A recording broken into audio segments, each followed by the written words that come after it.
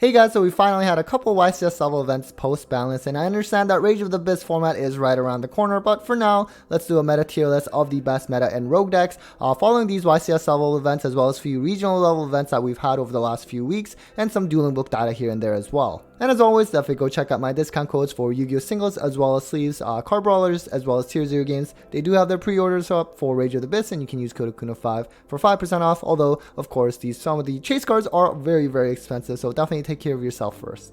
And also, as always, definitely a big shout out and thanks to YGOProduct.com as well as Ivan for keeping track of all the YCS and regional level tops in the current format. So let's just get right into the tier list for this month, and we are starting with Yubel has been dominating YCS and regional level events. When the ban list first dropped, I personally thought that Snake Eye, you just couldn't count them out and they would be like number 1, maybe number 2, but you know what, clearly Yubel has shown that it is really the clear dominant choice. Going first, this deck is incredibly deadly, right? I mean, Varudris, you have something like Desiree, the Phantom of Yubel, you even have Caesar on top of that, and so going first, I mean, in a format where we no longer have a lot of the Omni Negates available for a lot of the different decks, like with Savage, Barone being banned, it's Omni Negates are kind of hard to come by for a lot of decks, and this deck can make it really hard to break through the board if you can even manage to do it through the negates, and then you still have need to have enough resources to build your own board after that, and it's pretty difficult with this deck. And Phantom Yubel just being essentially a Link 0 that can negate but also extend is really strong. So speaking of breaking boards, we do have Tenpai Dragon up next. So this deck, honestly, very strong, even though it did lose Pot of Prosperity as well as Sangan Summoning. They both went to 1 on the last hit, which are notable hits for sure, but clearly has not deterred them. Still doing quite well. The deck can play Shifter, which is always a nice plus. Has a lot of space for hand traps and board breakers, and even going first, being able to bring out Chimera Dragon off of Hieratic Seals is actually still pretty strong in this format. So next we have Snake Eye, and I decided to sort of group with Snake Eye Fire King as well. I do understand the Fire King package can provide some unique lineup plays as well, but nonetheless it is mostly Snake Eye anyways, and combined it still ends up being about 3rd in terms of YCS level, regional level tops. It is still strong with the Fiendsmith engine, you can't really deny that. It still has a lot of room for non-engine. The deck can be good going 1st and 2nd, but certainly at least the banlist hits were enough to at least drop them down the peg from the tier 0 status. So then rounding up the tier 1, we actually have White Forest, which might be a bit of a surprise. It was for me as well, because I mean, if you had done it maybe last week, it could have been Ritual Beast in this section, but nonetheless, most recent weekend, White Forest has done really well, YCS level as well as regional level. The one that topped the YCS, they were on the Runic side of things, which I believe, it does have some really good synergy with that deck, being able to add a Spell Trap and just having some synchro lines of plays available with the Runic monsters as well. There are some that play the toy engine only instead of the Runic stuff, or sometimes even both, so I'm sure there's still a lot of room to grow and kind of come to a consensus on what is the best, but so far I think it has at least shown that it's able to top at very high level events. So moving on to tier 2, we do have Ritual Beast that just kind of missed the cut. So this is a deck that's honestly pretty good right now, at least before Rage of the Abyss. So the deck can play Shifter, main deck it even, which is nice. Plus, the ones that topped, they were all main decking Protos, it seemed like, which is a very scary card to deal with. Not all of them were on Colossus, but most of them were. And on top of that, you can also play Baguska. So this deck honestly has a lot of these kind of like floodgate kind of like cards, Shifter, Protos, Colossus, Baguska. That can be very hard for a lot of decks. The Prosperity hit to 1 definitely does hurt this deck. When I surveyed the Ritual Beast players, they did definitely kind of talk about the weakness of consistency, and with Prosperity they can only actually usually afford only to banish 3 because their extra deck is very tight. But I guess now that Prosperity is at 1, you don't really have to worry about doing that multiple times anymore. So what, Ritual Beast right now definitely something that you do have to keep an eye out for. And then you have Chimera. I'm really happy to see this deck do well again. So when it first came out, the branded way was kind of like the way to go. This was about a little over a year ago now at this point, and it was doing very well with the branded stuff. It was actually a lot more popular than branded Despia when it first came out. And then at some point, a few months down the line, it just kind of completely disappeared in terms of top cut play.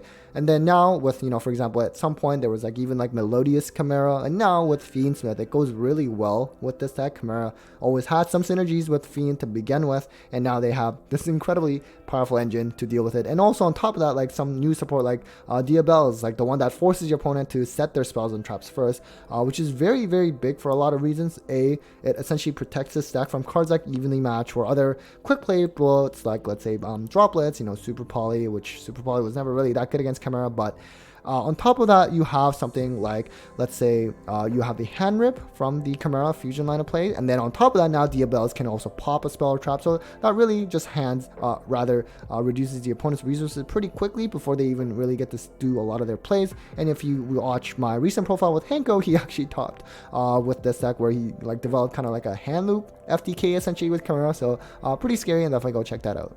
Next, we have Voice of Voice. So this is actually another deck that kind of fell off the radar in the last couple of months and then kind of came back now recently. So I'd say the one that topped was actually playing like the Fiendsmith cards. I'm guessing you don't really have to though, because some of the regional level tops, they certainly weren't. Common trend I did notice was that they were starting to play like Nadir Servant with Maximus. I know that sort of has been a conversation with this deck from my understanding. So you know what, Nadir Servant is something that I've personally been kind of playing in branded Despia as well, just to make up for that branded fusion, which of course, Voice of Voice was a deck that some of them did play branded fusion with like Sanctifier. They had the Dragon lock available, which wasn't really all that popular, kind of like near the tail end anyways. And now that branded fusion is limited, I'm sure they won't really bother with that in Voice's Voice. But you know what, definitely a deck that you do still have to watch out for. I'm sure there's still a lot of play Abyssials though, unfortunately for this deck, but still hanging in there.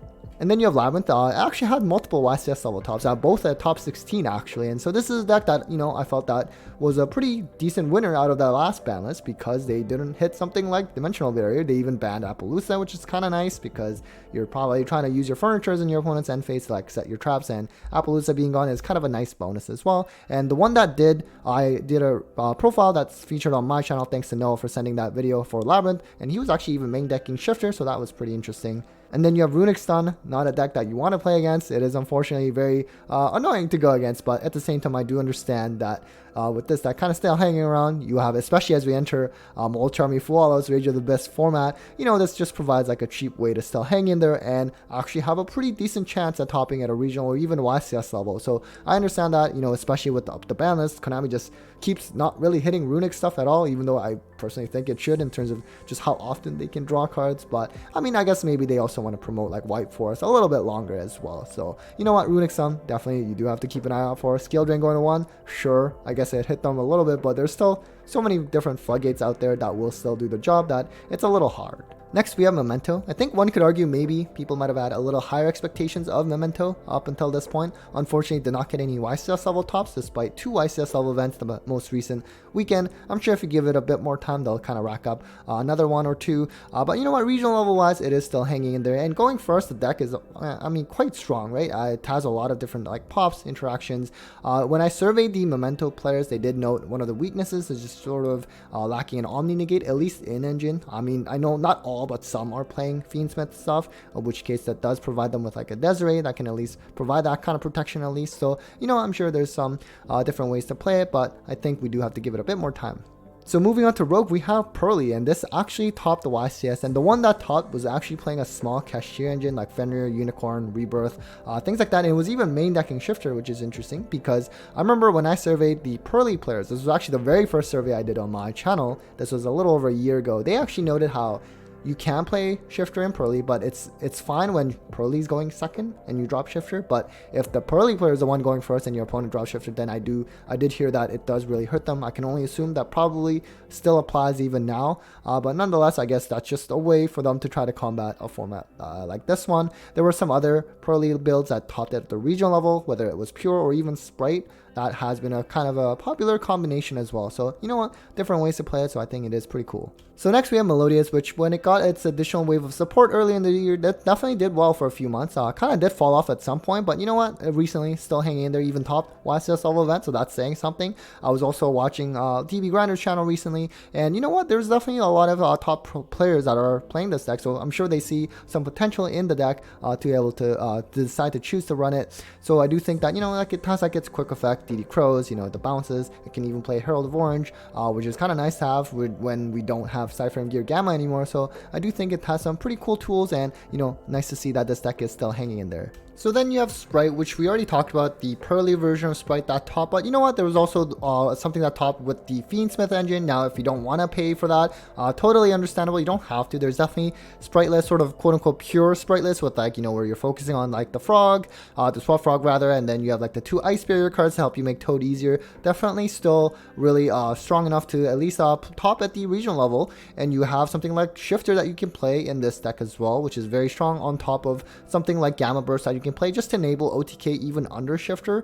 So that was definitely something that was popular during like tier limit tier 0 format. So this deck very consistent, good going first and second because of something like Ninja Shadow Mosquito for those OTK plays. So I do think that it's very solid, and outside of maybe like SP, despite the reprint, I do think that the deck for the most part can be pretty affordable if you're not playing the Fiendsmith route.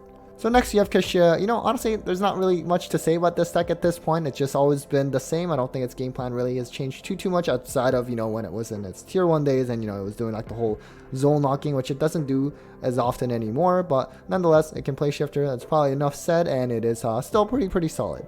And then you have Unchained, which I know that, you know, for the most part, you're just seeing a little bit of Unchained cards in like something like Yubel, for example, and that's where you're mostly seeing those Unchained cards. But you know what? From my understanding, it did actually, the actual Unchained deck did top YCS level. I think I read something about, you know, Unchained with like Magical Musket cards as well. So I think there is definitely some cool potential there too.